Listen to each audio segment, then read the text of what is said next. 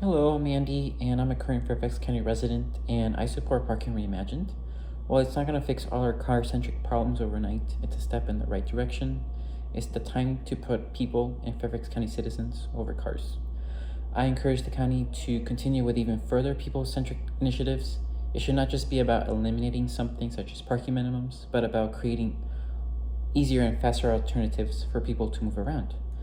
Parking minimums and car-centric design damage the economy and economic mobility of our citizens.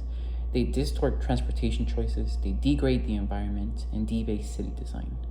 There's a cost you pay for parking minimums. Parking is never free. First, parking minimum mandates make counties like ours lose valuable land that could be used for residential units, retail, commercial space, or even very much needed third places in America. We have an affordable housing crisis, and land such as these oversized parking lots can house our citizens and increase housing supply. There's lost tax revenue being sunk in empty parking lots, money that could be used to solve the problems in our communities.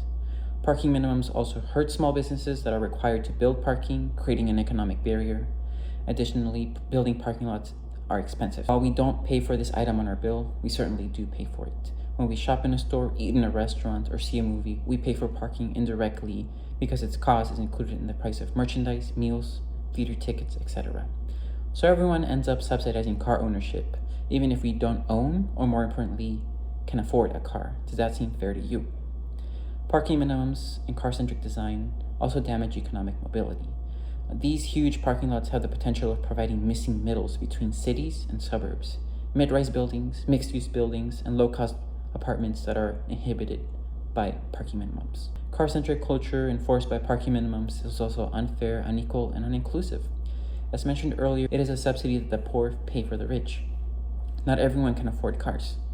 Car dependency excludes people. They are promised as freedom and independence, but only for a small number of people, the people that can afford it.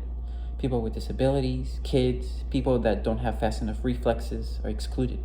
Less car-centric design is a pro-freedom and pro-choice movement. When moving to a new place, having a bus stop, dedicated bike lane, and walking path should be as expected as having high-speed internet and sewer lines that are there. Parking minimum enforcement and car-centric design also distort transportation choices. Every time the government forces these mandates, that is the government incentivizing car ownership because it's making driving the most convenient and fastest way to get to your destination. All the required parking spaces are spreading our county apart, and greater travel distances make driving almost a necessity. This is government, through political choice, favoring expensive car ownership over other modes of transportation. I stress it again, as a choice. When it comes to the climate, parking lots require a lot of asphalt and concrete, which account for 10% of greenhouse gas emissions. There's also water quality cost, where rain that falls takes all the oil and other surface contaminants with it to our waterways. What is our end goal here, we have to ask ourselves. Is it to sprawl and deforest all the way to West Virginia or Richmond? If large parking lots are not repurposed, we will lose more green forests since developers will be forced to sprawl. Lastly, parking minimums and car-centric culture debase city design. The fact that suburban parking lots can be much bigger than the buildings they serve while creating a heat island effect make our county look ugly. We want communities built for people, not for cars. We need to ask ourselves, do we want to be the county of asphalt, highways, concrete, car emissions, and car infestation? Or a county built on a human scale, focused on conserving our resources, natural greenery, providing our citizens the choice of movement that the rest of the DMV area can aspire to be. As a final note, when it comes to transportation, it's plain and simple that people will use the form of transportation that is the most convenient to them. That is to say, the simplest way to get from point A to point B. Right now, that is by driving a car, and that's why a lot of people might be against reducing minimums, because it's the only or most convenient way to get around, by political choice. There needs to be a discussion on parking maximums. If we just have minimums reduced, what is to prevent developers from developing too much parking? There needs to be a focus on stronger and more bike infrastructure, not just increased bike parking. There needs to be investment in public transit. This includes bus rapid transit lanes that prevent buses from being stuck in traffic. It's about finally extending the metro down I-66.